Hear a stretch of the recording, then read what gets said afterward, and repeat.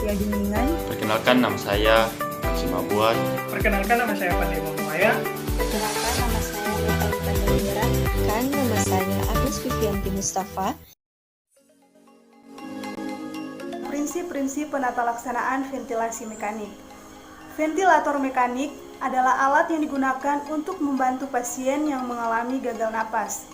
Pada prinsipnya, ventilator adalah suatu alat yang bisa menghembuskan gas, dalam hal ini oksigen, ke dalam paru-paru pasien. Ventilator bersifat membantu otot pernafasan sehingga kerja otot pernafasan diperkuat.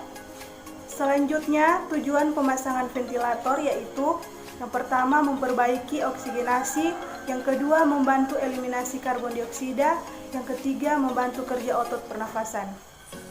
Kemudian ada parameter. Yang pertama, tidal volume adalah jumlah udara yang diberikan pada pasien tiap napas. Satuannya mililiter. Yang kedua, respiratory rate atau frekuensi adalah jumlah napas pasien atau mesin atau keduanya dalam 1 menit, satuannya napas per menit. Dan yang ketiga, minute ventilation adalah jumlah udara yang diberikan pada pasien dalam 1 menit, satuannya liter per menit. Pernafasan ventilasi mekanik. Pernafasan ventilasi mekanik terbagi menjadi 3. Yang pertama, Tringer. Tringer adalah sinyal untuk memulai proses inspirasi atau katup inspirasi membuka. Limit. Limit adalah batas dari aliran udara yang mengalir ke dalam paru selama proses inspirasi. Yang ketiga, Kickle. Kickle adalah sinyal untuk menghentikan proses inspirasi atau katup inspirasi menutup dan katup ekspirasi membuka.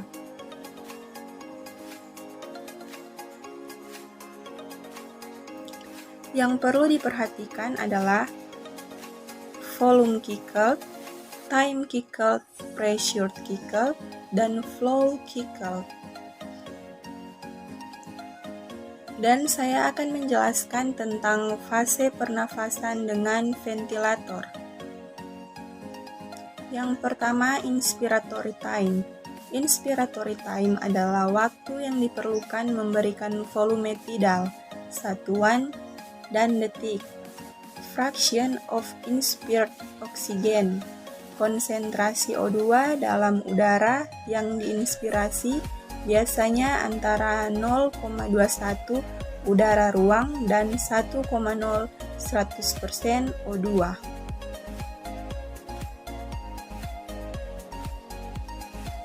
Penilaian ventilasi. Ventilasi, proses keluar masuknya udara dari atmosfer ke dalam sistem respirasi.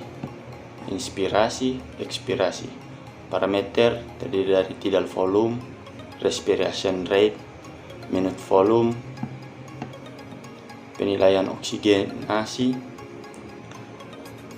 Pertama, PO2, SPO2, kurva disosiasi O2, parameter 1, fraksi oksigen, 2 positif, and expiration pressure atau PEEP.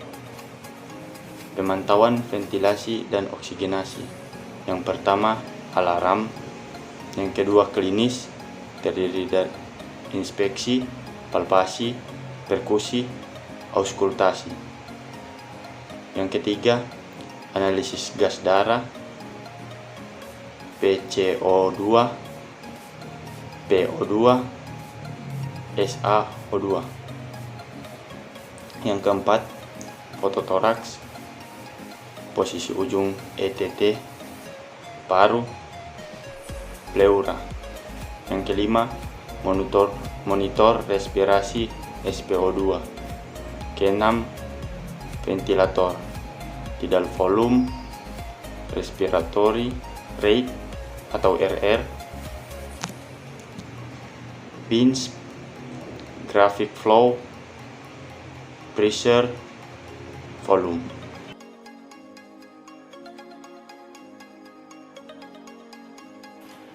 Alarm Alarm yang terdapat di ventilator adalah alarm untuk volume, tekanan jalan nafas, batas tekan, apnea, dan temperatur untuk humidifikasi. Tanda alarm akan berbunyi jika respirasi rate kurang dari 6 kali per menit dan lebih dari 35 kali per menit. MF kurang dari 25 ml per kilogram. PEEP positive and expiratory pressure kurang dari 3 cm H2O. Dan indikasi weaning itu yang pertama, penyakit dasar yang telah diobati dan membaik. Dan yang kedua, respirasi, diantaranya respirasi kurang dari 35 kali per menit, FiO2 atau fraksi oksigen kurang dari 0,5, SaO2 lebih dari 90%, PEEP positive and expiratory pressure bisa dimulai dari 5 sampai 20 cm H2O. Dan minute volume itu kurang dari 10 liter per menit. Dan yang ketiga yaitu kardiovaskuler stabil, dan yang terakhir cairan dan elektrolit cukup. Setting dasar ventilasi mekanik. Yang pertama, pressure P atau plateau kurang dari 30 mmHg. Yang kedua, volume 8 sampai dengan 10 ml per kilogram. Yang ketiga, frekuensi 10 sampai dengan 16 kali per menit. Yang keempat, I/E rasio 1/2 atau TIN/SP 1,0 sampai dengan 1,5 detik. Yang kelima, PEEP 5 cmH2O atau 4 sampai dengan 8 cmH2O. Yang keenam, trigger -2 cmH2O. Kemudian indikasi kriteria objektif untuk penggunaan ventilasi mekanik. Yang pertama, laju nafas lebih dari 35. Yang kedua, volume tidal kurang dari 5 ml per kilogram. Yang ketiga, kapasitas kurang dari 15 ml per kilogram. Yang keempat, oksigenasi PaO2 kurang dari 50 mmHg dengan fraksi oksigen 60%. Yang kelima, ventilasi PCO2 lebih dari 50 mmHg. Indikasi pemasangan ventilasi mekanik. Yang pertama, pasien dengan gagal nafas, pasien dengan distres pernafasan, gagal nafas, henti nafas atau apnu, maupun hiposekmia yang tidak teratasi dengan pemberian oksigen merupakan indikasi ventilasi mekanik. Yang kedua, insufisiensi jantung. Tidak semua pasien dengan ventilasi mekanik memiliki kelainan pernafasan primer. Pada pasien dengan shock kardiogenik dan CHF, peningkatan kebutuhan aliran darah pada sistem pernafasan sebagai akibat peningkatan kerja nafas dan konsumsi oksigen dapat mengakibatkan jantung kolaps. Pemberian ventilasi mekanik untuk mengurangi beban kerja sistem pernafasan sehingga beban kerja jantung juga berkurang. Kemudian yang ketiga, disfungsi neurologis.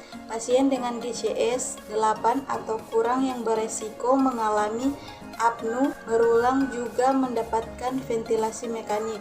Selain itu, ventilasi mekanik juga berfungsi untuk menjaga jalan nafas pasien serta memungkinkan pemberian hiperventilasi pada klien dengan peningkatan tekanan intrakranial.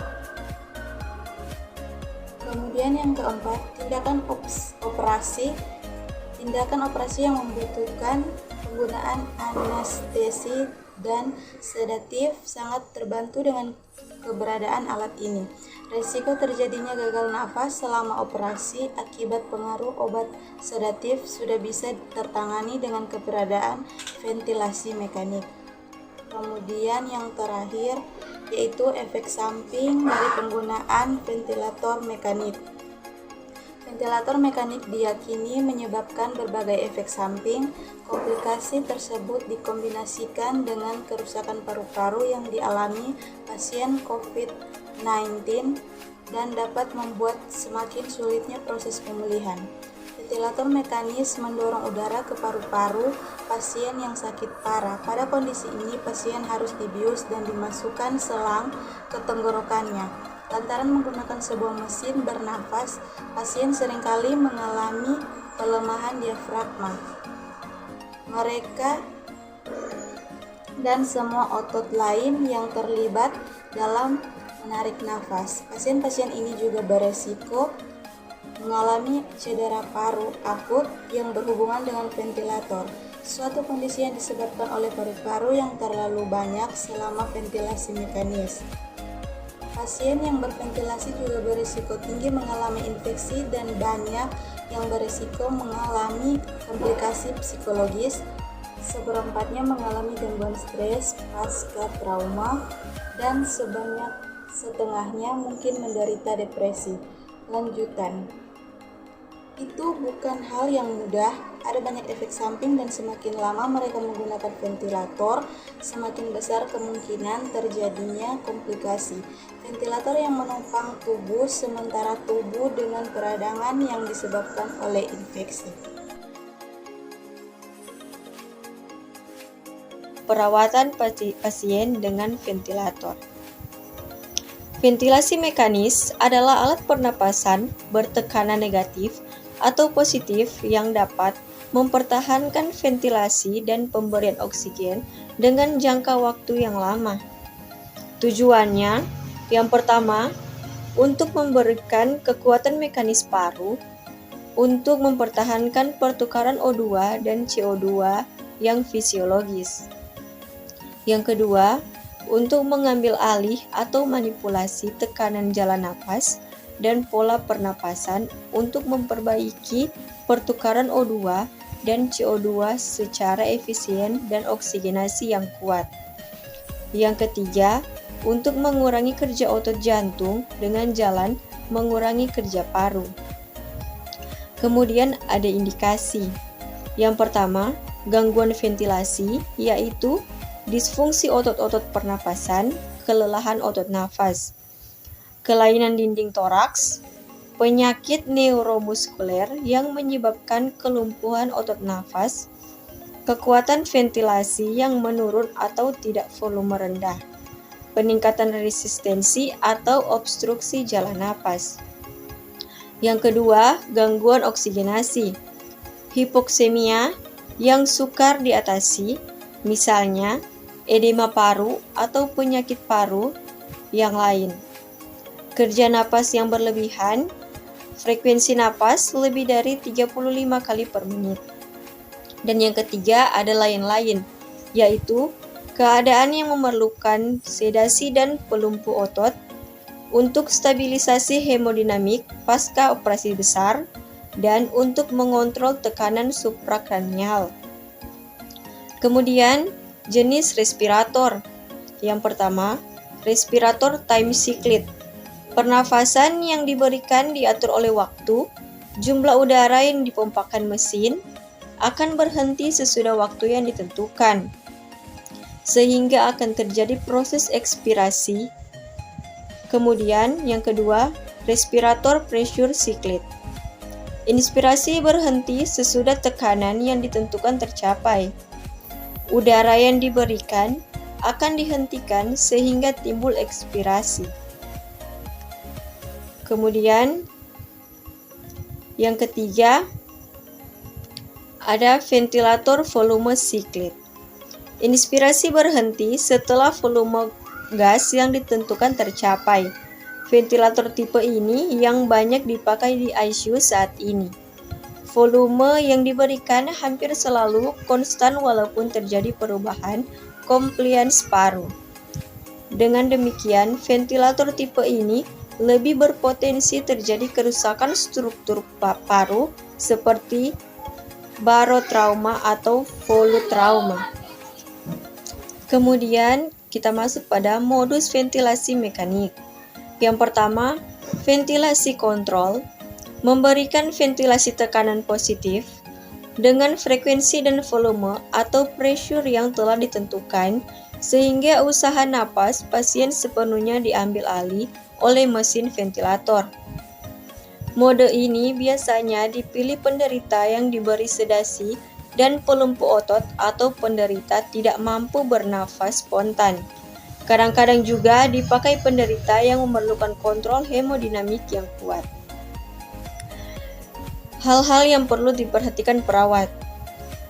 Bila penderita mulai ada usaha nafas, akan terjadi tabrakan pernafasan penderita dengan ventilator sehingga menimbulkan ketidaknyamanan atau komplikasi berupa trauma udara struktur paru. Kemudian, kontrol yang terlalu lama atau dengan tidak volume yang tinggi dapat menimbulkan penurunan curah jantung dan ketidakstabilan hemodinamik sehingga observasi hemodinamik harus ketat. Kontrol yang berkepanjangan dapat menimbulkan ketergantungan penderita respirator, atrofi otot nafas sehingga proses penyapihan sangat sulit. Yang kedua, ventilasi assist control. Ventilasi AC memberikan ventilasi volume saklit dengan jumlah udara dan frekuensi yang telah ditentukan. Hal-hal yang perlu diperhatikan perawat yaitu berpotensi menyebabkan ketidakstabilan hemodinamik. Komplikasi hiperventilasi dapat menurunkan rangsangan pernafasan sehingga perlu diperhatikan jumlah pernafasan. Bila setting tidak tepat, dapat menyebabkan kelelahan bagi pasien. Yang ketiga, sinkronis intermittent mandatory. Respirator akan memberikan sejumlah udara atau tidal volume dan frekuensi saat tertentu, sehingga dengan nafas spontan pasien, metode ini penderita dapat nafas spontan sesuai dengan frekuensi dan tidal volume yang dikehendaki, sedang ventilator akan menyesuaikan saat yang tepat untuk memompa udara sehingga dapat sinkron dengan nafas spontan pasien. Hal-hal yang perlu diperhatikan perawat yaitu PEEP yang tinggi dapat menyebabkan hipotensi karena venous return yang turun. Perlu memantau hemodinamik, perfusi perifer terutama produksi urin. Kemudian, komplikasi ventilasi mekanik yaitu yang pertama kompilasi saluran nafas yang ada aspirasi, trauma jalan nafas, kerusakan pipa suara, dislokasi pipa ETT, dan infeksi. Yang kedua, komplikasi paru, barotrauma, volutrauma, biotrauma, keracunan oksigen. Yang ketiga, komplikasi sistem hemodinamik, penurunan curah jantung, perfusi jaringan terganggu, balance cairan positif. Dan yang keempat, komplikasi saluran cerna, distensi abdomen, hipomotilitas usus. Yang kelima, gangguan fungsi ginjal. Yang keenam, sedasi dan kelumpuhan otot nafas. Dan yang ketujuh, gangguan psikososial. Kemudian, ada hal-hal yang perlu diperhatikan perawat penggunaan ventilasi mekanik. Yang pertama, pemasangan awal respirator, sterilisasi alat, kelengkapan alat atau sambungan oksigen udara setting. Yang kedua, sistem alarm. Perawat harus berespon terhadap setiap alarm. Alarm tidak boleh dimatikan, ditinggalkan, atau diturunkan. Yang ketiga, humidifikasi dan temperatur. Setiap penderita yang dilakukan ventilasi mekanik harus ditambahkan humidifikasi dengan temperatur yang terkontrol sehingga udara dapat dihangatkan karena sistem pelembab alamiah dari hidung tidak berfungsi. Yang keempat, selang sirkuit ventilator harus selalu dijaga dari kemungkinan terlepas, tertekuk, bocor, atau tersumbat.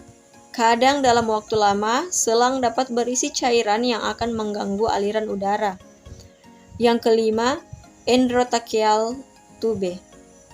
Selalu evaluasi tekanan balon ETT dari kebocoran.